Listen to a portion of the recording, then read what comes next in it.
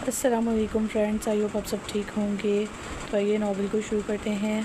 اسپتال کی راہداری میں اس وقت بے قراری سے چلتی ہوئی ماہی ہر دیکھنے والی نظر کو چوکنے پر مجبور کر رہی تھی۔ اس وقت اس کے چہرے پر فکر کی تبیض تہ چڑھی ہوئی تھی اور آنکھیں متلاشی ہو کر ارد گرد بھٹک رہی تھیں، جن کے اندر تیرتے ہوئے آنسو اس کے دل کی بے قراری کو ظاہر کر رہے تھے۔ کچھ دیر تو وہ پرسوچ نظروں سے ادھر ادھر دیکھتی رہی، جب ایک دم سے کسی خیال کے آ جانے پر وہ تیزی سے پلٹی اور ایک دم سے بھاگتے ہوئے ایم ڈی آفس کی جانب بڑھی۔ یہ شہر کا معروف و مشہور اسپتال تھا، جہاں پر اس وقت وہ اپنے بیمار باپ کو لے کر آئی تھی۔ دنیا کی ہر چیز سے زیادہ ضروری تھا اس وقت اس کے باپ کا علاج، لیکن اتنے مشہور و معروف اسپتال میں بنا پیسوں کے کون اس کا علاج کرتا، یہ بات اس کی سمجھ میں نہیں آ رہی تھی۔ ایم ڈی آفس کی جانب اس کے بڑھتے ہوئے قدموں کو گارڈ نے روکنے کی کوشش کی اور آگے بڑھ کر اپنے بازو کو پھیلاتے ہوئے اسے جانے سے منع کیا، لیکن وہ اس وقت اس حالت میں تھی کہ اسے کسی چیز کی سمجھ نہیں آ رہی تھی۔ اسے اس وقت صرف اور صرف اپنے باپ کو بچانا تھا، جو اس کے لیے دنیا کا سب سے زیادہ ضروری کام تھا۔ اس کا باپ اس کا آخری سہارا تھا، اور آخری سہارا بالکل چھیننے کے قریب تھا۔ گارڈ نے سر توڑ کوشش کرتے ہوئے اسے سمجھایا کہ آج تک ایم ڈی آفس میں جانے کی کسی کی ہمت نہیں ہوئی، خاص طور پر اس کے جیسے عام اور معمولی انسان۔ معمولی لوگ علاج کروانا تو دور کی بات، یہاں آنے کے لیے بھی برسوں پیسے جمع کرتے رہتے ہیں، لیکن اس وقت وہ لڑکی اس کے قابو سے باہر ہو چکی تھی۔ اسی لیے بنا کسی بھی بات کا لحاظ کرتے ہوئے وہ دروازہ کھولتے ہوئے ایم ڈی کے آفس چلی گئی، جہاں وہ اپنے کام میں مصروف سا ٹانگ پر ٹانگ چڑھائے اپنے کام میں مصروف تھا۔ ایک دم سے دھماکے سے دروازہ کھلا اور اس نے چونک کر باہر دیکھا۔ جب وہ لڑکی بدحواسی میں اندر داخل ہوئی اور وہ حیران رہ گیا۔ آج تک اس کے آفس میں کوئی یوں بنا بتائے نہیں آیا تھا۔ اس کے ساتھ ہی گارڈ بوکھلایا ہوا اندر داخل ہوا اور معذرت خواہ لہجے میں بولا، آئی ایم سوری سر، میں انہیں روک رہا تھا لیکن یہ قابو ہی نہیں آ رہی تھی۔ وہ بھویں سکیڑ کر اس لڑکی کو دیکھنے لگا، جب وہ بدحواسی میں اس کے قریب ہوتے ہوئے بولی، کتنے ظالم ہو تم لوگ، دیکھو میرے بابا کا سخت بیمار ہیں، پلیز ان کا علاج کر دو، آخر تم لوگ بھی تو انسان ہو۔ وہ شخص جو حیرت بھری نظروں سے اسے دیکھ رہا تھا، ایک دم سے ہی اس کے چہرے پر غصہ نمودار ہوا، لیکن وہ تحمل بھرے لہجے میں اس سے بولا، دیکھیے محترمہ، میں تو اس اسپتال کا ایم ڈی ہوں، ایک ملازم۔ ابھی کچھ ہی دیر کے بعد اسپتال کے آنر تشریف لانے والے ہیں، تو آپ اپنا یہ ڈرامہ ان کے سامنے ہی دکھائیں، ہو سکتا ہے آپ کا کام بن جائے۔ اس کے لہجے میں چھپا ہوا طنز اور اس کی بات سن کر ماہر کو مزید غصہ آ چکا تھا، لیکن وہ اس کے قریب ہوتے ہوئے بولی، دیکھیں میرے بابا کا علاج کر دیجیے، جتنے بھی پیسے ہوئے میں آہستہ آہستہ سب ادا کر دوں گی۔ جب وہ شخص ایک بار پھر کرخت لہجے میں بولا کہ آپ سر کے آنے کا ویٹ کیجیے اور باہر جائیں، آپ کی قسمت اچھی ہے کہ کچھ ہی دیر میں اسپتال کے آنر یہاں پر تشریف لانے والے ہیں۔ اس کے ساتھ ہی اس نے گارڈ کو اشارہ کیا، جو اسے پکڑ کر باہر لے جانے لگا، لیکن جیسے ہی وہ باہر آئی، سامنے سیڑھیوں سے اترتے ہوئے اسفند یار نے اسے حیرانگی بھری نظروں سے دیکھا۔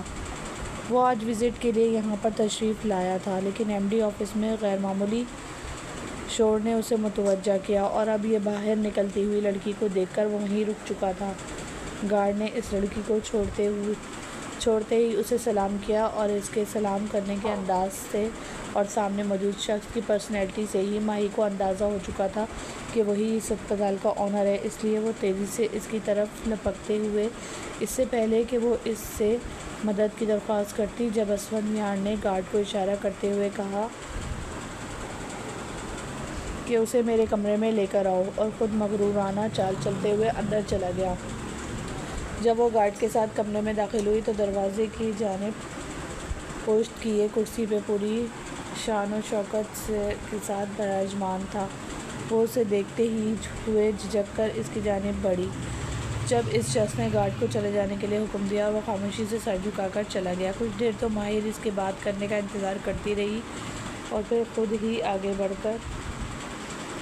بڑھتے ہوئے بولی، سر اس اسپتال میں میرے بابا ایڈمٹ ہیں، ان کی طبیعت بہت خراب ہے، خدا را مجھ پر رحم کریں، میرے پاس پیسے نہیں ہیں، لیکن میں اپنے بابا کا علاج اسی اسپتال سے کروانا چاہتی ہوں، انہیں کہیں کیوں نہیں کہ انہیں جلد سے جلد ٹھیک کر دیں، میں وعدہ کرتی ہوں کہ میں ساری رقم جمع کروا دوں گی جب بھی میرے پاس پیسے آ جائیں گے۔ اس کی بات سن کر اسفند یار نے حیرت اور طنز کے ملی جلی نظروں سے اسے دیکھا۔ وہ اس وقت سوچ بھی نہیں سکتا تھا کہ یہ لڑکی اس سے اس قسم کا مطالبہ کرے گی۔ کچھ دیر تو وہ اسے دیکھتا رہا۔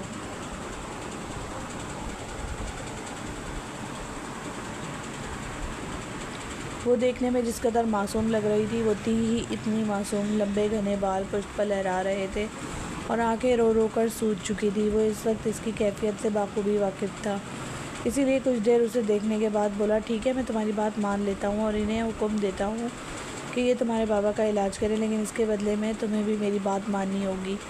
ماہی حیرت بھری نظروں سے اسے دیکھنے لگی۔ جہاں اس کی پہلی بات نے اسے بے حد خوشی دی تھی، وہیں اس کی آخری خواہش کو سن کر وہ کچھ پل حیرانگی بھری نظروں سے اسے دیکھتی رہی۔ وہ اندازہ نہیں لگا سکتی تھی کہ ایک بار پھر اس سے سامنے بیٹھا شخص کس طرح کا مطالبہ کرے گا۔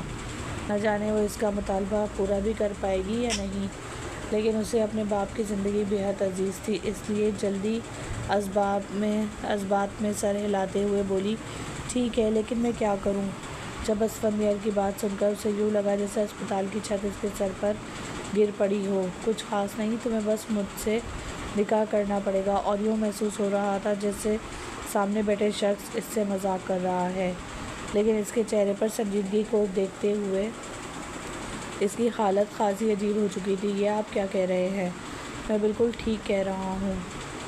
مجھے اپنے خاندان کا نام اور رتبہ قائم رکھنے کے لیے وارث کی ضرورت ہے۔ ویسے تو مجھے اپنی بیوی بے حد عزیز ہے اور میں اسے بہت پیار کرتا ہوں، لیکن اگر تم میرے ساتھ نکاح کرو اور مجھے میرا وارث دے دو تو میں تمہارے باپ کا علاج کروانے میں اس کی مدد کر دوں گا۔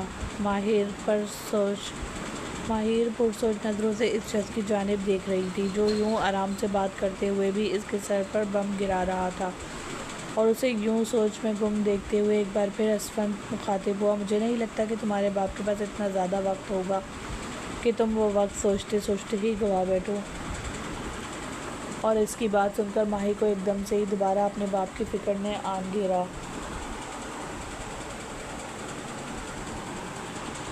اس نے بنا کچھ سوچے سمجھے حامی بھر لی اور کہا، ٹھیک ہے، آپ انہیں حکم دیں کہ میرے بابا کا علاج کر دیں اور میں آپ سے نکاح کروں گی۔ ٹھیک ہے، میں ابھی انہیں حکم دیتا ہوں، لیکن اس سے پہلے تمہیں مجھ سے نکاح کرنا پڑے گا،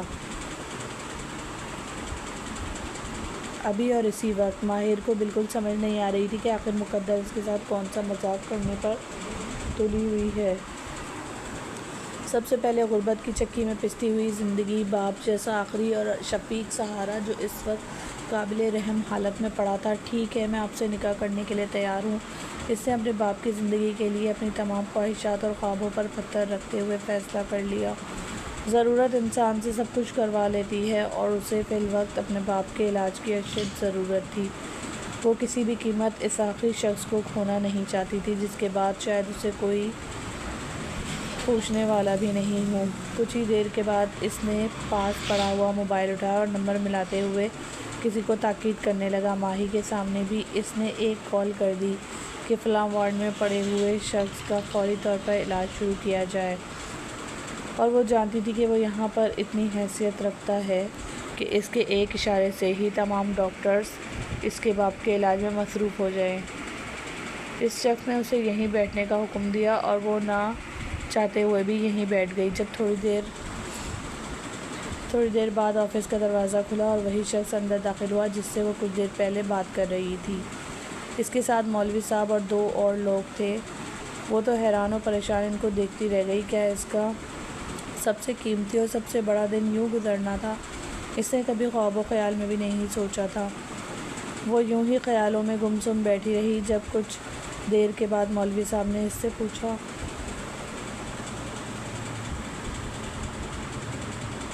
ماہر ذوالفقار، کیا تمہیں اسفند یار کے ساتھ نکاح قبول ہے؟ تو اس نے آنکھیں موندتے ہوئے اسبات میں سر ہلا دیا۔ اس کے باپ کا بیمار اور کمزور چہرہ اس کی آنکھوں کے سامنے لہرا گیا اور 2 آنسو اس کی آنکھوں سے نکلتے ہوئے اس کے گالوں پر بہہ گئے۔ وہ تو بس یہ چاہتی تھی کہ جلدی ہی یہ سب کچھ ختم ہو اور اس کے باپ کا علاج شروع ہو جس کے لیے اس نے اتنی بڑی قربانی دے ڈالی تھی۔ تھوڑی دیر کے بعد وہ سب لوگ باہر چلے گئے۔ جب وہ اس کی طرف بنا دیکھے یوں کام میں مصروف ہو گیا جسے کچھ دیر پہلے ان کا آپس میں کوئی بھی تعلق قائم نہ ہوا ہو، وہ بے بسی سے وہاں سے اٹھنے لگی جب اس شخص نے اسے روکا اور کہا، میں نے تمہارے باپ کے علاج کے لیے ڈاکٹرز کو بھیج دیا ہے، تم یہیں بیٹھی رہو، تمہیں ساری اپڈیٹ یہیں پر ملتی رہے گی۔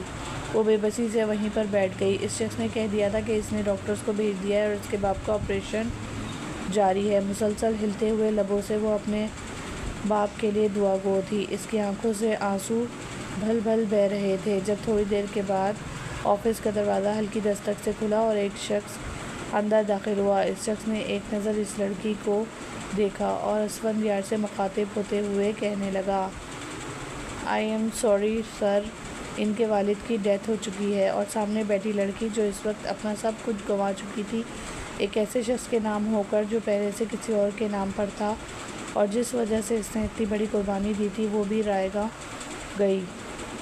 وہ چیختے ہوئے اٹھ کھڑی ہوئی اور جلدی سے باہر کی طرف بھاگی۔ اس نے چیخ چیخ کر آسمان سر پر اٹھا لیا تھا۔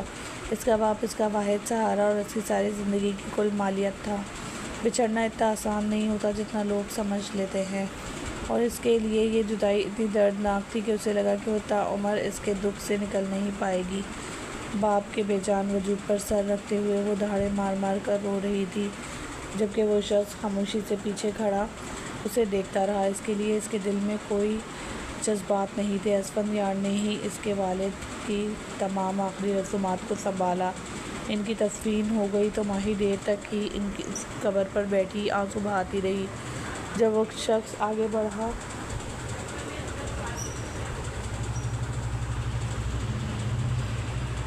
اور اس کے سر پر کھڑا ہوتے ہوئے بولا، "اللہ ان کی مغفرت کرے، لیکن میرے خیال میں اب ہمیں چلنا چاہیے"۔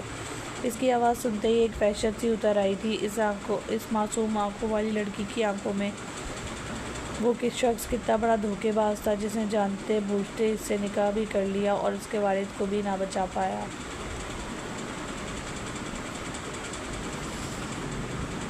بدگمانی نے اس کے پورے جسم کو اپنی لپیٹ میں لے لیا۔ اس شخص کے سامنے کھڑے ہوتے ہوئے اس کی آنکھوں میں دیکھ کر بولی، "کس قدر ظالم انسان ہو تم نے مجھ سے میرا باپ بھی چھین لیا اور میری زندگی بھی اپنے نام کر لی۔ میں تمہاری شکل بھی نہیں دیکھنا چاہتی"۔ لیکن سامنے کھڑے شخص پر رتی برابر اثر نہیں پڑ رہا تھا۔ وہ اسی اطمینان کے ساتھ اسے دیکھتے ہوئے بولا، "تم میرے کانٹریکٹ میں ہو اور جب تک تم میرا بچہ پیدا نہیں کرو گی تم یہاں سے نہیں جا سکتی"۔ اسفند نے آگے بڑھتے ہوئے اس کے بازو کو پکڑا اور اسے اپنے ساتھ لیتے ہوئے لا کر گاڑی میں بٹھا دیا۔ وہ کسی بت کی مانند اس کے ساتھ چلی آ رہی تھی، جیسے اس کی زندگی پر اس کا کوئی اختیار نہ ہو۔ کچھ دیر کے بعد گاڑی ایک عالیشان گھر کے سامنے رکی اور اس شخص نے اسے اترنے کا اشارہ کرتے ہوئے خود بھی اتر گیا۔ وہ خاموشی سے گاڑی سے باہر نکل آئی اور اس کے پیچھے ہی چلتے ہوئے اندر داخل ہوئی۔ یہ گھر اتنا بڑا اور اتنا عالیشان تھا کہ وہ اسے چند دہائی ہوئی آنکھوں سے دیکھنے لگی۔ اس گھر کی جگمگاہٹ اتنی واضح تھی کہ اس شخص کی شان و شوکت اور مرتبے کو ظاہر کر رہی تھی۔ اس کے اندر داخل ہوتے ہی سیڑھیوں سے اترتی ہوئی ایک لڑکی مسکراتے ہوئے اس کی جانب بڑھی اور اس سے گلے لگ کر حال احوال لینے لگی۔ خوبصورتی اور مہنگے لباس میں کھلے بالوں کے ساتھ وہ لڑکی بھی کافی خوبصورت تھی، اور سامنے کھڑے شخص کو اس نے اتنے دنوں میں پہلی بار مسکراتے دیکھا تھا۔ اس کی آنکھوں میں چمک اور مسکراہٹ سے ہی وہ سمجھ چکی تھی کہ وہ اس کی بیوی ہے۔ تھوڑی دیر کے بعد اس لڑکی نے پلٹ کر ماہر کو دیکھا اور اس کے چہرے پر ناگواری کی ایک لہر دوڑ گئی۔ جب اس کے چہرے کے تاثرات کو محسوس کرتے ہوئے اسفند اس کی جانب دیکھ کر مسکراتے ہوئے بولا، "زہرا، یہ ماہی ہے جس سے میں نے دوسرا نکاح کیا ہے۔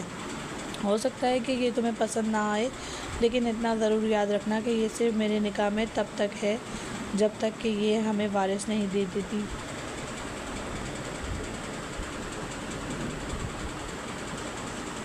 اور وارث دینے کے بعد میں اسے ہمیشہ کے لیے چھوڑ دوں گا اور یہ ہماری زندگی سے دور چلی جائے گی"۔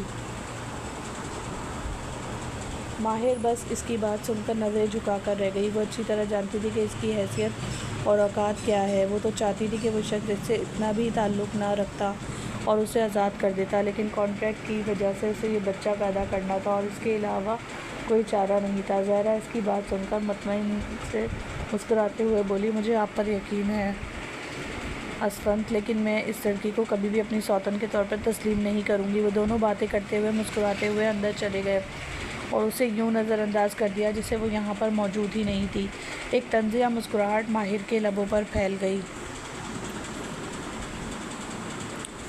وہ شخص خود کو بہت چالاک اور چال باز سمجھتا تھا، جس نے اپنی چالاکی سے اسے اپنے نام پر بھی کر لیا تھا اور اس سے اپنا مطلب بھی نکلوا لیتا، لیکن وہ سوچ چکی تھی کہ وہ اس شخص کے ساتھ اس طرح کا کھیل کھیلے گی کہ وہ بدحواس ہو کر رہ جائے گا۔ اس نے یہ بات اپنے دل میں پختہ کر لی تھی کہ وہ ہر حال میں اس شخص سے طلاق لے کر رہے گی اور اس کے ساتھ کسی بھی قسم کا کوئی تعلق قائم نہیں کرے گی، لیکن اگلے 2 ہی دنوں میں اسے اچھی طرح اندازہ ہو گیا کہ وہ شخص صرف اسے کمرے کی حد تک محدود کر چکا ہے۔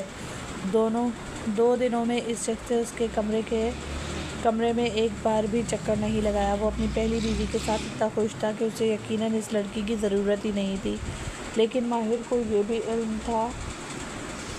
علم ہو چکا تھا کہ یہ اس کے لیے ایک محفوظ پناہ گاہ ہے اور اسے یہاں پر ہر قسم کی سہولت میسر تھی، اسی لیے وہ خاموش ہو کر رہ گئی۔ ویسے بھی اپنے بابا کی وفات کے بعد وہ یہاں سے کہاں جاتی؟ وہ جانتی تھی کہ یہ دنیا زہر کی مانند زہریلی ہے، اور خصوصاً ان لوگوں کے لیے جو بے سہارا ہوتے ہیں، انہیں تو یہ دنیا نوچ کر کھا جاتی ہے۔ کم سے کم وہ یہاں پر عزت سے رہ تو رہی تھی۔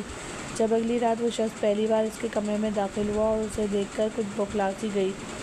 اس سے کوئی غیر ضروری بات نہیں کی تھی، بس اسے اتنا کہا تھا کہ میں کچھ دیر تک زہرا سے مل کر تمہارے پاس ہی آ کر سوؤں گا، اسی لیے تیار رہنا۔ اتنی سی بات پر بھی اس کا دل پسلیاں توڑ کر باہر آ رہا تھا۔ یقیناً اب اسے وہ تعلق قائم کرنے کے لیے کہہ چکا تھا جس تعلق سے وہ گھبرا رہی تھی، لیکن مرتا کیا نہ کرتا کہ مصادق وہ خاموشی سے اٹھی اور چینج کرنے چلی گئی۔ یہاں پر رہتے ہوئے اس کی پہلی بیوی نے بھی اسے کسی قسم کی کوئی تکلیف نہیں دی تھی، حتیٰ کہ وہ تو اسے مخاطب بھی نہیں کرتی تھی۔ وہ اپنی مرضی سے باہر جاتی اور جب بور ہو جاتی تو واپس آ جاتی۔ کچھ دیر کے بعد اسفند دوبارہ اس کے کمرے میں آیا۔ اس وقت وہ بالکل آرام دہ کپڑوں میں ملبوس تھا۔ وہ آتے ہی اس کے پاس بیڈ پر لیٹ گیا اور خاموشی سے اسے دیکھتی رہ گئی۔ جب اسفند نے بات کا آغاز کرتے ہوئے اسے کہا، تم جانتی ہو کہ میری زندگی میں زہرا کی کیا اہمیت ہے، اور میں اسے کبھی بھی خود سے دور نہیں کر سکتا۔ مجبوراً مجھے تم سے وہ تعلق قائم کرنا پڑ رہا ہے جس کے باعث مجھے میرا وارث مل سکے۔ اگر یہ ضروری نہ ہوتا تو شاید میں کبھی بھی زہرا کو چھوڑ کر کسی اور عورت کے قریب نہیں جاتا۔ اس کے بعد نہ ہی اس شخص نے اس سے کوئی بات کی اور نہ ہی کوئی قسم کے وعدے اور نہ ہی کوئی تسلیاں، بس اس نے وہ تعلق قائم کیا اور پھر اٹھ کر دوسرے کمرے میں چلا گیا۔ وہ خاموشی سے بیڈ پر بیٹھی رہ گئی۔ اس کی اتنی ہی اوقات تھی کیا اسے اس شخص سے ذرا برابر بھی دلی وابستگی نہیں تھی، اس لیے اس پر کسی قسم کا کوئی دکھ بھی حاوی نہیں تھا۔ بس ایک بار پھر اپنے بابا کو یاد کرتے ہوئے وہ رو دی۔ باقی دن بھی یوں ہی گزرتے چلے گئے۔ جب ایک روز وہ کسی کام کے سلسلے میں پہلی بار زہرا کے کمرے میں گئی تھی، اسے معلوم نہیں تھا کہ اسفند بھی آ چکا ہے اور زہرا کے کمرے میں ہے۔ وہ دروازہ پر دستک دینے لگی۔ جب اندر سے آتی ہوئی آوازوں نے اسے ٹھٹکنے پر مجبور کر دیا۔ مجھے اچھا نہیں لگتا کہ یہ لڑکی اس طرح ہمارے گھر میں رہ رہی ہے۔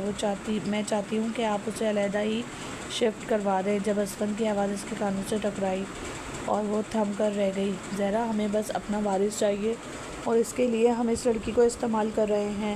اگر اس روز اس کا باپ بچ جاتا تو شاید یہ ہمارے ہاتھ نہ آتی، لیکن مجھے پتہ چل چکا تھا کہ اس کا باپ کسی صورت بھی نہیں بچ سکتا، اس لیے میں نے زیادہ وقت ضائع کرنے کے بجائے سیدھا اپنے مدعے پر بات کی اور کامیاب بھی ہو گیا۔ اس سے زیادہ اس میں سننے کی سکت نہیں تھی۔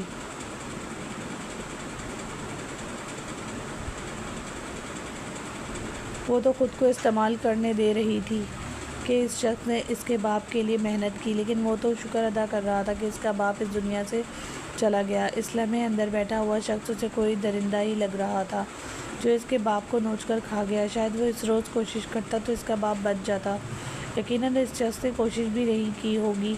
وہ اپنے کمرے میں چلی گئی اور اس کی آنکھوں سے آنسو مسلسل بہہ رہے تھے۔ وہ پوری رات اس قدر اذیت کی سی کیفیت میں رہی کہ اسے یہ لوگ کسی بھیڑیے سے کم نہیں لگ رہے تھے جو کسی بھی انسان کو اپنے مطلب کے لیے استعمال کر سکتے ہیں، اور اس رات اس نے فیصلہ کر لیا تھا کہ ایک پل بھی یہاں نہیں رکے گی۔ سو اس مقصد کے لیے وہ دن چڑھنے سے پہلے ہی اپنا سامان اٹھا کر وہاں سے چلی گئی۔ وہ جہاں بھی جاتی لیکن مزید اس گھر میں نہیں رہ سکتی تھی جس گھر میں اس کے باپ کی موت کو بھی اپنے مفاد کی نظر کر دیا گیا ہو۔ وہ یہاں سے نکلی اور اپنے پرانے گھر میں چلی گئی۔ وہ گھر ہی کیا تھا، بالکل جھونپڑی نما، جہاں اس نے اپنے باپ کے ساتھ وقت گزارا تھا۔ اس کے ارد گرد والے کافی عرصے بعد اسے لوٹتے دیکھ کر حیران ہو چکے تھے۔ اس گھر کی ایک ایک کونے میں اس کے باپ کی یادیں سمٹی ہوئی تھیں۔ اس نے عہد کر لیا تھا کہ وہ اب اس گھر سے کبھی بھی واپس نہیں جائے گی اور نہ ہی وہ شخص اسے ڈھونڈ پائے گا، لیکن یہ محض اس کی خام خیالی ہی ثابت ہوئی۔ جب صبح زہرا اور اسفند کے علم میں یہ بات آئی کہ وہ یہاں سے جا چکی ہے تو انہیں کافی پریشانی لاحق ہوئی۔ اسفند اتنا غیر ذمہ دار شخص نہیں تھا کہ وہ اسے اپنے نکاح میں ہونے کے باوجود یوں ہی آوارہ چھوڑ دیتا۔ اسے اس وقت اس لڑکی پر شدید غصہ آ رہا تھا۔ وہ نہیں جانتا تھا کہ وہ کیوں چلی گئی۔ ہو سکتا ہے وہ اسفند کے رویے سے دل برداشتہ ہو کر چلی گئی ہو یا کوئی اور بات، لیکن اس نے مسلسل اس کی تلاش شروع کر دی۔ اسے ڈھونڈنا اسفند کے لیے ذرا برابر مشکل کام نہیں تھا اور وہ لڑکی سمجھ رہی تھی کہ وہ اسے کبھی ڈھونڈ ہی نہیں پائے گا۔ 2-3 دن کے بعد ہی وہ اس کے دروازے پر کھڑا تھا اور اسے دیکھ کر اس قدر آگ بگولا ہو چکا تھا کہ اس کی آنکھوں سے غصہ اور وحشت ابل رہی تھی، جسے دیکھتے ہی ماہر خوفزدہ ہو گئی۔ وہ تو سوچ ہی نہیں سکتی تھی کہ وہ اسے اتنی جلدی ڈھونڈ نکالے گا۔ وہ شخص اس کی سوچ سے زیادہ تیز تھا۔ وہ اسے کبھی بھی یوں جھانسا دے کر آزادی حاصل نہیں کر سکتی تھی، اور یہ بس لمحوں کی بات تھی جب اس نے وہیں پر کھڑے ہو کر وہ خطرناک منصوبہ بنا لیا جس منصوبے نے اس کی بنیادوں کو ہلا کر رکھ دینا تھا۔ اسے اس شخص سے اس قدر نفرت ہو چکی تھی کہ وہ ہر حال میں اس سے بھی اس کی خوشیاں چھین لینا چاہتی تھی۔ وہ اچھی طرح جانتی تھی کہ اس کی خوشیاں زہرا اسفند ہے۔ افسوس کے ذہن نے وہ چال بن لی جس چال نے زہرا اسفند اور اسفندیار کی زندگی سے خوشیوں کو نوچ لینا تھا۔ وہ معصوم سی نظر آنے والی لڑکی جس کے دل میں ایک ہی دم سے اس قدر زہر اور بدگمانی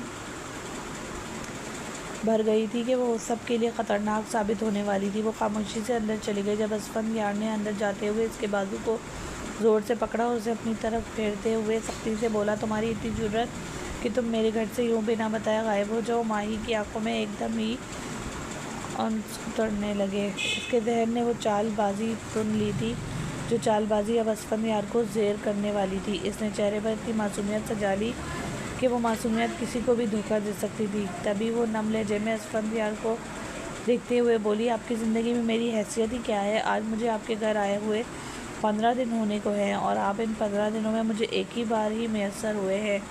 میں جیسی بھی ہوں آپ کی بیوی ہوں اور آپ پر مکمل حق رکھتی ہوں۔ جب اس کی بات نے سامنے کھڑے اسفند کو مزید ہلا دیا تھا۔ ایک لفظ بھی اپنی زبان سے ایسا نہ نکالنا ورنہ میں تمہاری زبان کاٹ دوں گا۔ تم اچھی طرح جانتی ہو کہ میری زندگی میں تمہاری کتنی حیثیت ہے۔ میں اپنی خاندانی بیوی اور اپنی محبت زہرا جمال کے نام کر چکا ہوں اور تم بس میرے گھر میں اتنا ہی رہو گی جب تک مجھے میرا وارث نہیں مل جاتا، اور اس کے لیے میں تمہیں ایک خطیر رقم بھی ادا کروں گا۔ اور پھر تمہیں کیا تکلیف ہے؟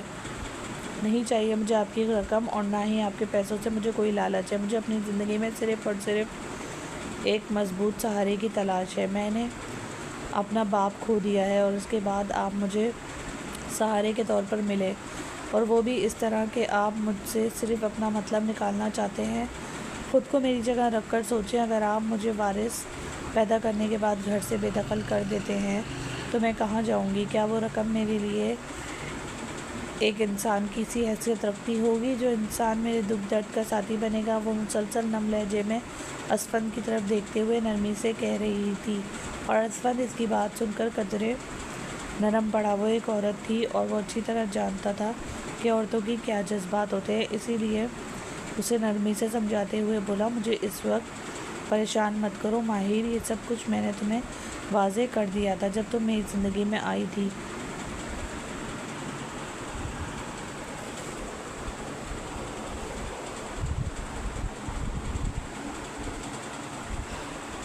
اب میں کسی کو بھی زہرا کی جگہ نہیں دیکھ سکتا۔ تم مجھے وارث پیدا کر کے دو اور اس کے بعد تم اپنی زندگی میں اپنی مرضی کے اس شخص کا انتخاب کر سکتی ہو، لیکن میرے لیے مسائل پیدا مت کرو۔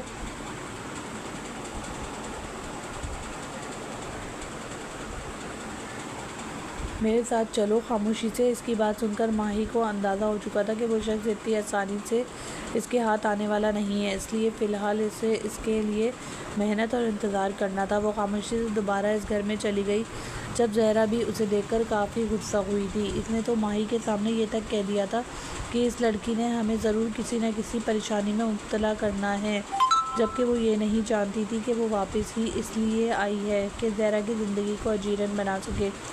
زہرا کی زندگی کو برباد کرنے کا مقصد صرف اور صرف یہ تھا کہ وہ اسفند کی زندگی میں زہر کھول کر اس کی زندگی کی خوشیاں نوچ لیتی۔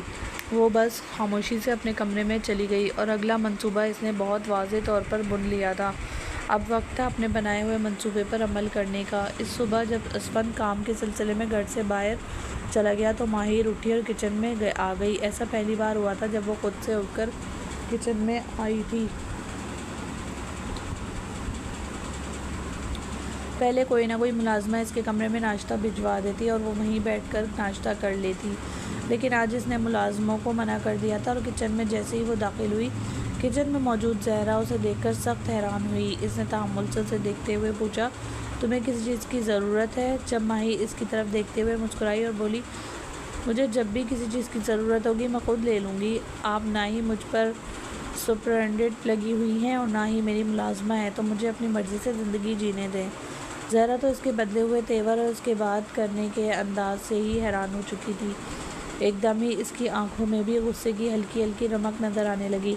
حالانکہ وہ ایک تحمل مزاج لڑکی تھی، لیکن پھر بھی اسے بالکل پسند نہیں آیا کہ ملازماؤں کے سامنے اس سے اس لہجے میں بات کی جائے۔ میرے خیال میں تمہیں بات باادب اور تمیز کے دائرے میں ہی رہ کر کرنی چاہیے۔ جب اس کی بات سن کر ایک بار پھر ماہی نے وہی رد عمل دیا اور اسے دیکھتے ہوئے بولی، یہ بھی تم مجھے سکھاؤ گی؟ ایک دم ہی آپ سے تم تک کا سفر اس نے لمحوں میں طے کر لیا تھا۔ مزید اسے بحث نہ کرنے پر اکتفا کرتے ہوئے زہرا تیزی سے اس کے قریب سے گزرتے ہوئے کمرے میں چلی گئی، لیکن اس سے غصہ آ رہا تھا۔ وہ تو اس لڑکی سے پہلے ہی خائف رہتی تھی اور اب اس لڑکی نے باقاعدہ طور پر اسے آنکھیں بھی دکھانی شروع کر دی۔ وہ اسفند سے بات کرنے کا سوچ رہی تھی جب اس نے اسفند کو پریشان نہ کرنے کا سوچ کر خاموش ہو گئی، اور ویسے بھی یہ گھر کے چھوٹے موٹے مسائل تھے جنہیں وہ خود حل کر سکتی تھی، اور اس کے لیے اسفند کو تکلیف دینا اسے مناسب نہیں لگا۔ وہ اچھی طرح جانتی تھی کہ اس لڑکی کی اسفند کی زندگی میں کتنی حیثیت ہے، اور وارث دینے کے بعد اسفند اسے اپنی زندگی سے نکال دے گا۔ کانٹریکٹ بیس میرج پر اسے فی الحال کوئی اعتراض نہیں تھا،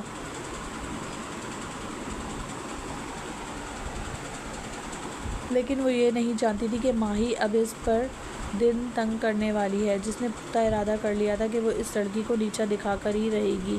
اس شام اسفند آیا تو اس کے ہاتھ میں پھول اور شاپنگ بیگ دیکھ کر زہرا کا چہرہ کھل اٹھا، اور لاؤنج میں سے گزرتی ہوئی ماہی نے بھی ایک نظر ان دونوں کو دیکھا تھا، جو مسکراتے ہوئے سرگوشیانہ لہجے میں باتیں کر رہے تھے۔ زہرا خوشی میں صبح والے معاملے کو بالکل ہی فراموش کر گئی۔ اس کے لیے سب سے زیادہ ضروری تھا اسفند کا ساتھ، جو اسے ہر لمحے میسر تھا۔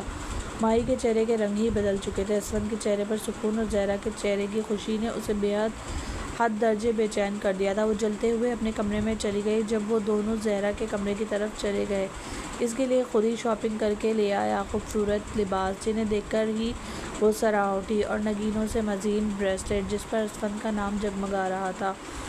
اسفند نے اپنے ہاتھوں سے وہ بریسلیٹ زہرا کو پہنائی تو زہرا کھل اٹھی، اور اللہ نے عورت کا مزاج اتنا نرم بنایا ہے کہ جب اسے خوشی کے چند مواقع میسر آتے ہیں اور اپنا من پسند شخص اس کے لیے یہ موقع فراہم کرے تو وہ ہر قسم کی درشتگی اور ہر قسم کے رویے کو فراموش کر دیتی ہے۔ اس کے لیے قیمتی ہوتا ہے تو صرف اپنے من پسند شخص کا ساتھ اور اس کے ساتھ گزارے ہوئے خوبصورت لمحات، اور ایسا ہی زہرا کے ساتھ ہوا۔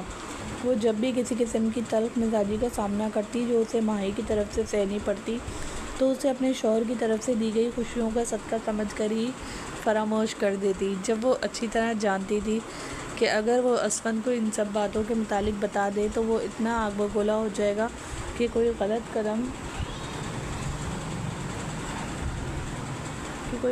قدم نہ اٹھا لے۔ اسے ذرا برابر بھی اچھا نہیں لگتا تھا کہ کوئی زہرا کے ساتھ بدتمیزی کرے، جس سے آج تک اس نے خود بھی سخت لہجے میں بات نہیں کی تھی، اور زہرا ہر وقت ہی وہ بریسلیٹ اپنی کلائی کی زینت بنائے رکھتی۔ اس شام اس نے وہ بریسلیٹ اتاری اور میز پر رکھ دی۔ تھوڑی دیر وہ باہر چہل قدمی کرنے کے لیے باغیچے میں چلی گئی۔ یہ اسفند کے آنے کا وقت نہیں تھا، تھوڑی دیر بعد ہی اسفند نے آ جانا تھا۔ جب موقع کا فائدہ اٹھاتے ہوئے ماہی اس کے کمرے میں گئی اور اس کی غیر موجودگی میں اس کے کمرے کا جائزہ لینے لگی، تبھی اسے ٹیبل پر پڑی ہوئی وہ بریسلیٹ دکھی، اور غصہ ایک بار پھر اس کی رگوں میں پھیل گیا۔ اس نے اس چمکتی ہوئی بریسلیٹ کو اٹھایا اور اسے اٹھا کر دیکھا۔ بلا شبہ وہ بے حد خوبصورت تھی۔ اس نے اسے اپنی مٹھی میں دبا لیا اور مٹھی میں دبا کر باہر چلی آئی۔ اپنے کمرے میں آتے ہی وہ واش روم کی جانب بڑھی اور اس بریسلیٹ کو واش روم میں فلیش کر دیا۔ یہ کرتے ہوئے اس کے چہرے پر ایک مسکراہٹ پھیل گئی۔ یقیناً یہ بغاوت کی طرف اس کا پہلا قدم تھا جو اس نے عملی طور پر اٹھایا تھا۔ پہلے تو وہ صرف زہرا کے ساتھ زبانی کلامی ہی بدتمیزی کرتی، لیکن ابھی تک اسفند کی طرف سے اس کا کوئی رد عمل نہیں آیا تھا۔ اب اس نے دیکھنا تھا کہ ایک دم سے ہی اسفند اس پر کیا رد عمل دیتا ہے، اور اس کے بعد اس نے اپنا اگلا لائحہ عمل ترتیب دینا تھا۔ کچھ دیر کے بعد جب زہرا کمرے میں گئی تو تیار ہونے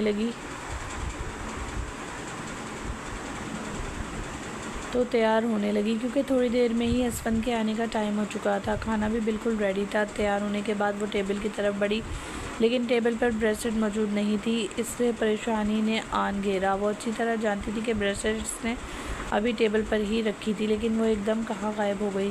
اس کی غیر موجودگی میں کوئی ملازمہ بھی اس کے کمرے کا رخ نہیں کرتی۔ مزید اس نے ایک بار اپنی پریشانی کو ختم کرنے کے لیے تمام ملازماؤں کو بلا کر پوچھا کہ اس کی غیر موجودگی میں اس کے کمرے میں تو کوئی نہیں آیا تھا۔ جب انہوں نے لا علمی کا اظہار کیا، وہ دوبارہ کمرے میں گئی اور اس نے اپنا پورا کمرہ چھان مارا، لیکن بریسلیٹ کا نام و نشان تک نہیں تھا۔ اب اسے حقیقی معنوں میں پریشانی ہونے لگی۔ تھوڑی دیر کے بعد اسفند بھی آ چکا تھا۔ وہ اس کی پریشانی کو چہرے سے ہی بھانپ چکا تھا۔ جب اس نے پوچھا کہ کیا بات ہے، آج پہلے کی طرح مسکرا نہیں رہی جانم؟ جب زہرا بے دلی سے مسکراتے ہوئے بولی، آپ کی دی ہوئی بریسلیٹ مجھ سے گم ہو گئی ہے۔ میں نے اپنے ہاتھوں سے اسے اتار کر ٹیبل پر رکھا تھا، لیکن نہ جانے کہاں چلی گئی۔ اب مجھے پورے کمرے سے وہ نہیں مل رہی۔ زہرا کو حقیقی معنوں میں کافی افسوس ہو رہا تھا، اور اس کی بات سن کر اسفند کو بھی اچھا خاصا برا لگا۔ بات صرف بریسلیٹ کی نہیں تھی۔ اس نے کتنے پیار سے وہ بریسلیٹ زہرا کے لیے بنوائی تھی اور خود اسے اپنے ہاتھوں سے پہنا کر ہمیشہ پہنے رکھنے کی تاکید کی تھی، لیکن زہرا نے اسے گم کر دیا۔ اس نے زہرا کا دل رکھتے ہوئے مسکراتے ہوئے کہا، کوئی بات نہیں، وہ بس ایک چھوٹی سی بریسلیٹ تھی، اور اکثر چیزیں گم ہو جایا کرتی ہیں۔ تمہیں پریشان نہیں ہونا چاہیے، میں تمہیں بالکل اسی طرح کا دوبارہ بنوا کر دے دوں گا۔ اور اس کی مسکراہٹ سے زہرا کو کچھ تسلی ہو گئی، لیکن وہ ابھی بھی نہیں جانتی تھی کہ نہ جانے اس کی بریسلیٹ ایک دم سے کہاں غائب ہو گئی۔ اس کا تھوڑا بہت شک ماہی کی طرف گیا، لیکن اس نے نظر انداز کر دیا۔ اس سے پہلے کبھی ماہی کو اپنے کمرے کی جانب آتے جاتے نہیں دیکھا تھا، اور نہ ہی گھر میں کبھی اسے چیزوں کو اٹھاتے دیکھا، تو وہ اس پر ایک بے بنیاد سے الزام نہیں لگانا چاہتی تھی۔ کچھ دنوں کے بعد بات آئی گئی ہو گئی اور ماہی بھی مطمئن ہو گئی۔ بے شک اس کا من چاہا رد عمل نہیں ملا تھا، لیکن پھر بھی اس نے ہلکی سی دراڑ کی شروعات تو کر دی تھی۔ مسلسل اسی طرح کے عمل سے وہ اس دراڑ کو گہرا کرنے میں یقیناً کامیاب ہو جائے گی۔ کچھ دنوں کے بعد اس نے اپنا دوسرا منصوبہ بنایا۔ وہ شاپنگ کے بہانے مال گئی اور سیم اسی طرح کی ایک بریسلیٹ بنوائی جو گولڈن کلر کی تھی اور ان میں صرف رنگوں کا ہی تضاد تھا۔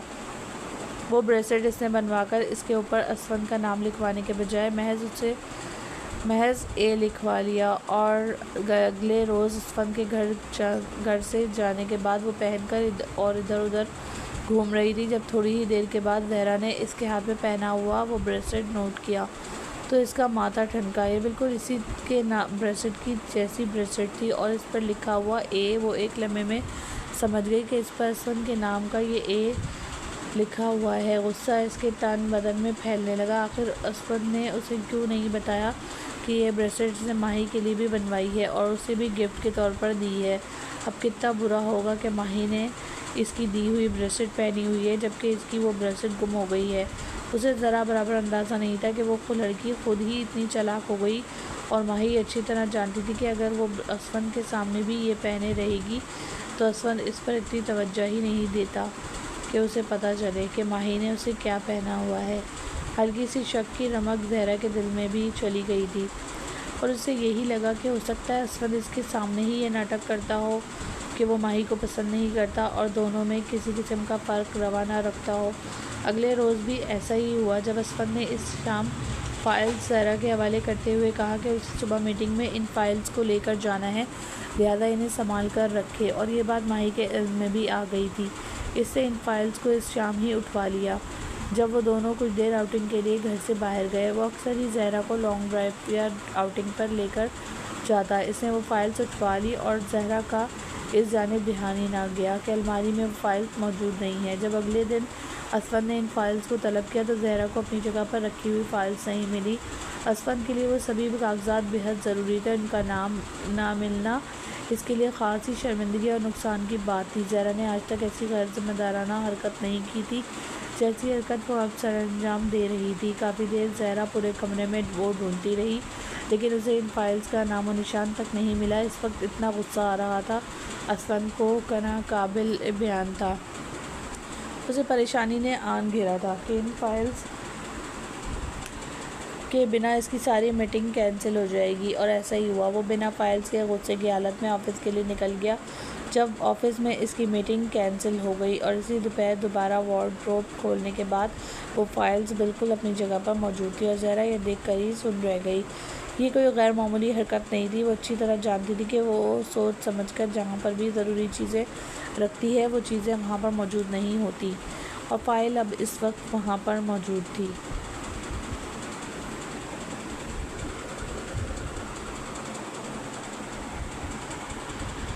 اس نے سب سے پہلے اسفند کو کال کیا اور اسے فائل کے متعلق بتایا۔ جب وہ اس کی بات سنتے ہی بھڑک اٹھا، اب کیا کروں میں، ان کا جتنی شرمندگی میں نے اٹھانی تھی اٹھا لی ہے، اب انہیں باہر پھینکوا دو یا پھر آگ لگوا دو انہیں۔ اس نے یہ کہتے ہی کال کاٹ دی اور زہرا وہیں پر بیٹھی رہ گئی۔ کوئی تھا جو اس کے ساتھ اتنا بڑا کھیل کھیل رہا تھا، اور پہلی دفعہ فرصت میں ہی اس کا مکمل شک ماہی کی طرف گیا، اور وہ اچھی طرح جانتی تھی کہ ماہی کے علاوہ کوئی بھی یہ حرکت نہیں کر سکتا۔ اس کی دو ملازمائیں کافی پرانی تھیں اور ان پر وہ حد درجہ اعتماد کرتی تھی۔ انہوں نے آج تک اس کے کمرے میں اس کی چیزوں کو ہاتھ تک نہیں لگایا، اور اب آ کر صرف وہی چیزیں ہی غائب ہو رہی تھیں جو سے مطابقت رکھتی۔ کچھ نہ کچھ ایسا تھا جو اسے شدید کھٹک رہا تھا۔ جب وہ اپنے کمرے سے اٹھی اور ماہی کے کمرے میں چلی گئی، ماہی اپنے کمرے میں آئینے کے سامنے بیٹھی نیل پالش لگا رہی تھی۔ زہرا کو آتے دیکھ کر وہ مسکرائی اور بولی، امید ہے کہ آپ کی فائلز آپ کو مل چکی ہوں گی سوتن صاحبہ۔ اور زہرا بے یقین سی کھڑی رہ کر اسے دیکھتی رہی۔ پھر وہ اس کی جانب بڑھی اور غصے سے بولی کہ تم کیا سمجھتی ہو کہ تم یہ سب کچھ کرنے کے بعد مجھے اسفند کی زندگی سے نکلوا دو گی یا اپنی بنیادیں اس گھر میں مضبوط بنا دو گی؟ تو یہ تمہاری غلط فہمی ہے۔ نہ ہی میں اسفند کی زندگی سے جانے والی ہوں اور نہ ہی اس گھر سے، تو میرے خیال میں تمہیں اپنے ان حرکتوں پر کنٹرول کر لینا چاہیے، اس سے پہلے کہ میں سب کچھ اسفند کو بتا کر تمہارا پتہ کاٹ دوں۔ لیکن وہ طنز یا مسکراہٹ لبوں پر سجا کر زہرا کو دیکھتی رہی۔ زہرا اپنی بات ختم کرتے ہوئے اسے قہر بھری نظروں سے دیکھتے ہوئے واپس چلی گئی، اور اس شام جب اسفند آیا تو اس کے چہرے پر ہلکا ہلکا غصہ تھا، لیکن زہرا نے آج پختہ ارادہ کر لیا تھا کہ وہ ساری بات اسفند کو بتا کر ہی رہے گی۔ لیکن اس سے پہلے کہ وہ اس سلسلے میں ایک دوسرے کے ساتھ بات کرتے، جب دروازے پر ہلکی سی دستک ہوئی اور اسفند نے دروازہ کھولا، سامنے کھڑی ہوئی ماہی اسے معصومیت سے دیکھ رہی تھی۔ اتنے دنوں میں وہ شخص اس لڑکی کو تو بالکل ہی فراموش کر چکا تھا، جیسے وہ اس گھر میں رہتے ہی نہ ہو۔ زہرا بھی حیرت سے دروازے کی جانب دیکھ رہی تھی، جب ایک دم سے ماہی اندر داخل ہوئی اور روتے ہوئے زہرا کی جانب دیکھتے ہوئے بولی، آپ نے دن بھر ہی مجھے جلی کٹی سنائی ہے اور میں آپ کے ڈر کی وجہ سے آپ کے کمرے میں نہیں آ پائی، لیکن اب یہاں پر موجود ہیں تو میں ان کے سامنے ہی آپ سے معافی مانگنے کے لیے آئی ہوں۔ آپ یقین کریں کہ مجھے آپ کی رکھی ہوئی فائلز کے متعلق بالکل پتہ نہیں تھا، بلکہ میں تو آج پہلی بار آپ کے کمرے میں آئی ہوں۔ اگر پھر بھی آپ کو شک ہے کہ وہ فائلز میں نے ادھر ادھر کی تھی تو میں آپ سے معافی مانگتی ہوں، لیکن پلیز میری نسل، میری کلاس اور میری اوقات کے لحاظ سے مجھے طعنے نہ دیا کریں۔ زہرا اسے حیرت سے دیکھ رہی تھی، وہ کتنی چال باز تھی اس بات کا تو اسے اندازہ ہو گیا تھا، لیکن اب اسفند کے سامنے وہ تو خود حیران پریشان کھڑی تھی۔ جب ماہی تیزی سے آگے بڑھی اور اس سے پہلے کہ اسے قدموں میں گرتی، زہرا جلدی سے پیچھے ہٹ گئی۔ اسفند جلدی سے آگے بڑھا اور اسے کندھے سے پکڑتے ہوئے کھڑا کیا اور کہا، تم اپنے کمرے میں جاؤ، اور ماہی روتے ہوئے اپنے کمرے میں چلی گئی۔ اسفند بھی حیرت سے زہرا کو دیکھ رہا تھا، اور وہ اس کے بدگمان نظروں سے اچھی طرح واقف ہو چکی تھی۔ وہ جانتی تھی کہ اب اسفند اس کی بات پر یقین نہیں کرے گا۔ وہ تو خود اتنا بے یقین اور حیرت زدہ تھا کہ سوچ بھی نہیں سکتا تھا کہ اس کی بیوی اتنی جاہلیت کا مظاہرہ کر سکتی ہے کہ وہ گھر میں پڑی ہوئی اس لڑکی کو اس کے اوقات کے طعنے دیا کرے گی اور اپنی غلطیاں بھی اس کے سر پر تھوپ دے گی۔ اور یہ اس شخص کا بے یقینی کی طرف پہلا قدم تھا، اور پھر ہر دوسرے تیسرے روز ہی اس قسم کے واقعات ہونے لگے۔ جب اس رات وہ زہرا سے بد کلامی کرنے کے بعد ماہی کے کمرے میں گیا اور پریشان سا بیڈ پر بیٹھ گیا۔ ماہی کو آج اندازہ ہو چکا تھا کہ وہ شخص اس کے کمرے میں ضرور آئے گا، اسی لیے اس نے آج کچھ زیادہ ہی تیاری کر لی تھی۔ وہ آہستہ آہستہ اسے اپنی بیوی سے بدگمان کرتے ہوئے اتنا بے سکون کر رہی تھی جتنا وہ چاہتی تھی۔ سفید رنگ کی سلک کی نائٹی میں ملبوس جب وہ واش روم سے باہر نکلی تو یوں ظاہر کیا جیسے وہ اسفن کی موجودگی سے حیران ہوئی ہو، لیکن اس سے پہلے ہی اندازہ ہو چکا تھا کہ کوئی اس کے کمرے میں موجود ہے۔ اس نے ایک نظر اسے دیکھا اور نظروں کا رخ موڑ لیا جب وہ اس کے پاس بیٹھتے ہوئے بولی، کیا بات ہے، آپ پریشان نظر آ رہے ہیں۔ اس کی بات سن کر خاموش سا بیٹھا رہا جب وہ حد درجے ہمدردی کا مظاہرہ کرتے ہوئے اس کا منہ اپنی طرف موڑ کر بولی، میں جانتی ہوں کہ آپ ہی کی وجہ سے پریشان ہیں۔ ظاہر ہے وہ آپ سے محبت کرتی ہیں اور کوئی بھی عورت یہ برداشت نہیں کرتی کہ اس کے گھر میں ایک سوتن موجود ہو۔ شاید وہ میری موجودگی سے ڈسٹرب ہوں۔ میں تو اب بھی آپ کو کہتی ہوں کہ مجھے چھوڑ دیں، میری وجہ سے اپنی زندگی برباد مت کریں۔ جب اسفن نے ایک نظر اسے دیکھا، اس کی آنکھوں سے لگاتار بہتے ہوئے آنسو اسفن کو مزید پریشانی میں مبتلا کر رہے تھے۔ اس نے آگے بڑھ کر اس کے آنسو صاف کرنا چاہے جب ماہی ایک دم ہی اس کے گلے سے لگ گئی۔ وہ سفید سلک کی نائٹی میں موجود سسکتی ہوئی لڑکی اس کے گلے سے لگی اس کے ضبط کو آزما رہی تھی، اور اس رات اس نے اسفن کے قریب ہوتے ہوئے اس کی ساری پریشانی کو وقتی طور پر زائل کر دیا۔ وہ کافی حد تک پرسکون ہو چکا تھا، اور اب ہر بار ہی ایسا ہونے لگا جب بھی کسی بات پر اس کی زہرا سے بحث ہو جاتی تو وہ کمرہ چھوڑ کر ماہی کے کمرے میں آ جاتا، اور پھر ماہی اس کی پوری رات ہی رنگین بنا دیتی۔ اپنی معصومانہ باتوں اور ظاہری ہمدردی کی وجہ سے وہ شخص آہستہ آہستہ زہرا سے دور ہونے لگا، اور اس بات کو زہرا نے بھی شدت سے محسوس کر لیا تھا۔ آئے روز اتنی غیر معمولی واقعات شروع ہونے لگے کہ زہرا مجرمہ کی حیثیت اختیار کرنے لگی۔ کچھ نہ کرنے کے باوجود بھی وہ لڑکی اسے مجرمہ بنا دیتی، اور وہ اسفن کی نظروں میں اپنی اہمیت کھوتی جا رہی تھی۔ جب اس روز ماہی کی طبیعت حد سے زیادہ خراب ہو گئی، لیکن اس نے اس کا ذکر زہرا سے نہیں کیا، اور جب اس شام اسفن کمرے میں آیا تو وہ اسفن کے گلے لگ کر رونے لگی اور اسے کہا کہ وہ سارا دن ہی تڑپتی رہی ہے درد کے باعث، لیکن آپ ہی نے مجھے ہسپتال منتقل نہیں کیا۔ اسفن تو اب ویسے بھی آنکھیں بند کر کے اس پر یقین رکھتا تھا، لہٰذا اسی وقت اسے لے کر ڈاکٹر کے پاس گیا۔ جب ڈاکٹر نے یہ خوشخبری سنائی کہ وہ ماں بننے والی ہے، یہ ایک ایسی خوشی تھی جس نے اسفن کو بالکل ہی مکمل کر دیا تھا اور اسے زہرا سے مزید دور کر دیا، اور زہرا دن بدن سوکھ کر کانٹا ہوتی جا رہی تھی۔ اس کے تو چہرے کی رونق ہی زائل پڑ چکی تھی۔ وہ شخص جسے اس نے ساری زندگی چاہا تھا ایک دم بھی اسے منہ موڑ کر بیٹھ گیا۔ اس پر واقعات جو اسے مکمل طور پر گھائل کر چکے تھے، وہ اب رشک زدہ نظروں سے ماہی کو دیکھتے ہوئے سوچتی ہے کہ کوئی اتنا پرسکون اور مطمئن کیسے ہو سکتا ہے، کسی کی زندگی اجاڑ کر اور کسی کی خوشیاں چھین کر، لیکن پھر خاموشی سے مقدر کا لکھا مان کر اپنی ہار کو منظور کر رہی تھی، محض یہ سوچتے ہوئے کہ ایک دن وہ شخص اس کی جانب پلٹ کر آئے گا۔ جب ایک روز وہ گھر آیا تو اس شام زہرا پر ایک بار پھر وہاں بال آ گیا، کیونکہ ماہی اب انہیں اپنے گھٹنے پر چھوٹے موٹے چاند زخم لگا لیے، اور اس روز جیسے ہی تو اس کے کمرے میں آیا تو اسے دیکھ کر وہ روتے ہوئے بولی، میں یہاں ایک منٹ بھی اور نہیں رہ سکتی اسفن، میرے بچے کی جان خطرے میں ہے۔ آپ کی بیوی زہرا یہ سب کچھ قبول نہیں کر پا رہی، اس نے آج بھی مجھے جان سے مارنے کی کوشش کی ہے، اور اس قدر بے یقین ہو چکا تھا کہ اس نے ایک بار بھی زہرا سے نہ پوچھا، بلکہ اس سے بدگمان ہونے کے بعد اسے مزید جلی کٹی سناتے ہوئے تیسرے دن ہی ماہی کو نیو اپارٹمنٹ میں شفٹ کروا دیا۔ سب کچھ ویسے ہی ہو رہا تھا جیسے وہ چال بن رہی تھی، اور اس چال میں وہ یہ نہیں سمجھ پا رہی تھی کہ وہ خود ہی ایک مہرہ بن رہی ہے۔ دوسروں کی زندگی سے دوسروں سے زندگی کی خوشیاں چھین کر اپنی زندگی میں خوشیوں کو ترتیب دینے والے لوگ کبھی بھی مطمئن نہیں ہوا کرتے، لیکن وہ ایک ایسی آگ میں اندر ہی اندر جلتے رہتے ہیں جو آگ ان کے اعمالوں کو اعمالوں کے سبب بن کر مہیا کر دی جاتی ہے اور وہ انہیں اندر ہی اندر کھاتی رہتی ہے، اور ماہی بھی اندر ہی اندر نفرت کو پال کر مزید زہریلی ہوتی جا رہی تھی۔ اس نے اس شخص کو مکمل اپنے کنٹرول میں کر لیا تھا۔ اگر وہ کہتی رات ہے تو وہ شخص کہتا رات ہے، اگر وہ کہتی دن ہے تو وہ کہتا دن ہے، لیکن ابھی بھی اس کی زندگی سے وہ بدگمانی نہیں جا رہی تھی کہ وہ شخص اس کے باپ کا قاتل ہے اور اس کے باپ کی موت کی وجہ ہے۔ وہ چاہتی تھی کہ میں اس شخص کو بالکل ایسے ہی موت دوں گی جیسی موت اس نے میرے باپ کو دی ہے، ایک بے بسی کی موت جس میں وہ تڑپ تڑپ کر مر جائے، لیکن اس کے لیے اسے مزید کچھ انتظار کرنا تھا۔ ہفتے میں ایک دن ہی اسفند زہرا کے پاس گزارتا اور باقی پورے دن وہ مکمل ماہی کا خیال رکھنے میں گزار دیتا، اور زہرا کو تو ایسی چپ لگی کہ پھر ٹوٹنے کا نام ہی نہیں لیا۔ وہ لڑکی جو پہلے ہی اپنی نامکمل زندگی کے ساتھ صرف اسفند کے سہارے جی رہی تھی، اب تو بالکل ہی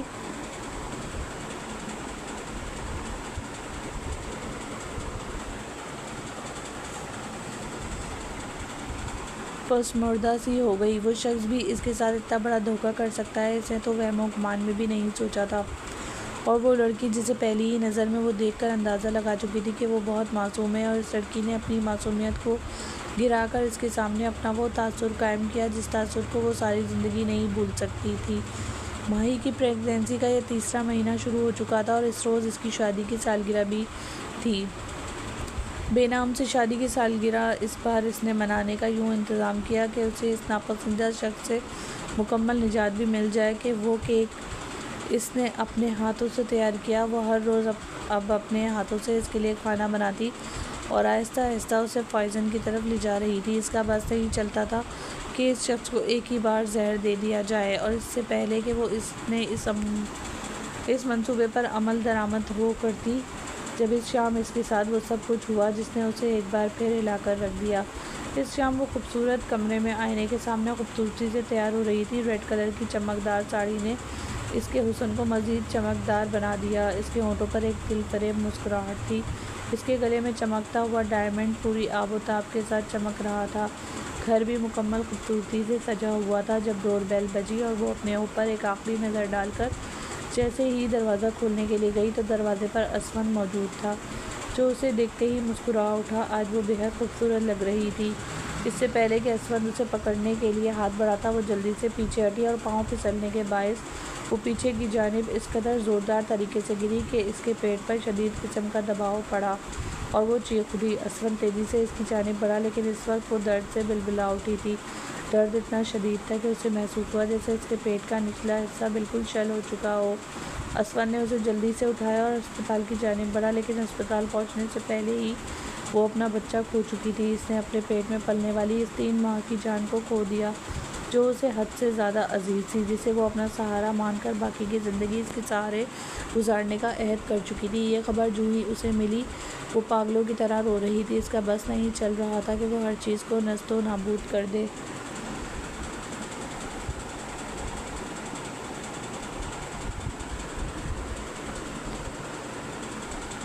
اسپتال سے ڈسچارج ہونے کے بعد وہ گھر بھی آئی تو مسلسل پریشان اور خاموش تھی۔ نہ جانے کیوں اسے اندر ہی اندر یہ وہم کھا رہا تھا کہ اس نے اپنا بچہ صرف اپنی خراب نیت کی وجہ سے کھو دیا ہے۔ نہ وہ کسی کے بارے میں غلط رائے قائم کر کے کسی کا گھر اجاڑتی اور نہ ہی خدا اس کی کوکھ خالی کرتا۔ آج وہ بھی بالکل ویسی ہی تھی جیسے زہرا۔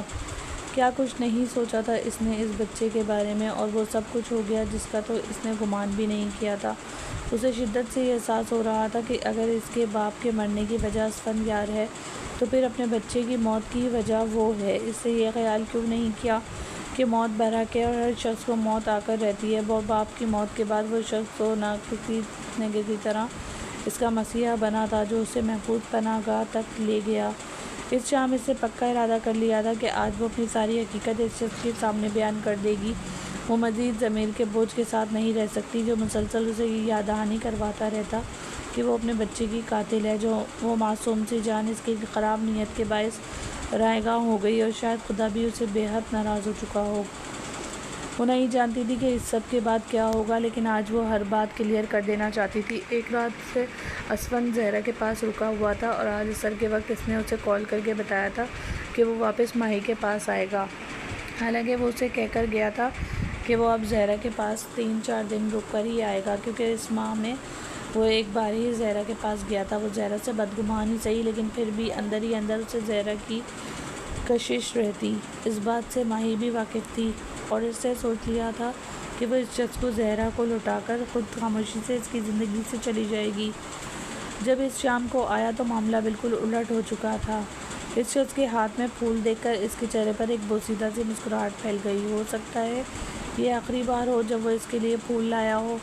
جب وہ پلک جھپکتے ہی اس کے سامنے گھٹنوں بیٹھ گیا اور اپنے ہاتھ میں پکڑی ہوئی انگوٹھی کو محبت سے اس کی طرف بڑھاتے ہوئے بولا، آج سے اسفندیار مکمل تمہارا ہو چکا ہے۔ میں نے اپنی زندگی میں ان تمام منافق رشتوں کو چھوڑ دیا ہے جو محض میرے نام اور اپنے پیسے کے سبب ہی میرے ساتھ تھے۔ میں صرف تمہارا بن کر رہنا چاہتا ہوں اور آج سے میں تمہارا ہوں۔ زہرا مجھے چھوڑ کر چلی گئی ہے ہمیشہ کے لیے اور میں بھی اسے طلاق دے چکا ہوں۔ اور اس کے بعد سنتے ہی بے اختیاری ماہی نے اپنے منہ پر ہاتھ رکھ لیا۔ اس کی آنکھیں نہ چاہتے ہوئے بھی نمکین پانیوں سے بھرنے لگی تھی۔ یہ آپ نے کیا کر دیا اسفند نے اس کی حالت کو اپنے مطابق اس کی فکر ہی سمجھا تھا۔ جب وہ مزید محبت سے اس کے قریب ہوتے ہوئے بولا، میں تمہارے بغیر زندگی کو گزارنے کا تصور نہیں کر سکتا۔ میں اب صرف تمہارا ہوں اور ہم دونوں کے حق میں یہی بہتر تھا کہ ہم اپنی راہیں الگ کر لیتے، کیونکہ زہرا بھی اب میرے ساتھ مزید نہیں رہنا چاہتی تھی اور میں اسے اپنے ساتھ باندھ کر نہیں رکھنا چاہتا۔ وہ بیرون ملک اپنے بھائیوں کے پاس چلی گئی ہے ہمیشہ کے لیے مجھے چھوڑ کر، اور میں نے بھی اسے طلاق نامہ بھجوا دیا ہے۔ میں چاہتا ہوں کہ تم زندگی کی ہر مشکل راہ میں میری ہمراہ بنو۔ اور وہ خاموشی سے اسے دیکھتی رہ گئی۔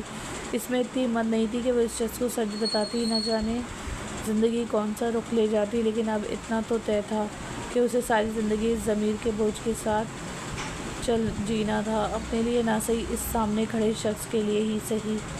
یہ کہانی صرف ایک گھرانے کی کہانی نہیں ہے، یہ کہانی ہر ایک شخص کی کہانی ہے جو کسی نہ کسی رشتے کی بدولت اپنے قریبی رشتوں میں بدگمانی کی درار دل میں لے کر بیٹھا ہے۔ مجھے بتائیں کہ اس کہانی میں کون ظالم اور کون مظلوم؟ اپنی من گھڑت باتوں کی بدولت ہم کسی کے لیے بھی بدگمانی پال لیتے ہیں، بنا سوچے کہ یہ بدگمانی ہمارے رشتوں میں زہر کی مانند اترتی ہے اور آہستہ آہستہ ہمارے رشتوں سمیت ہمیں بھی کھانا شروع کر دیتی ہے۔ کہانی اگر آپ کو پسند آئی ہو تو پلیز کہانی کو لائک کریں اور میرے چینل کو سبسکرائب کریں۔ اللہ حافظ۔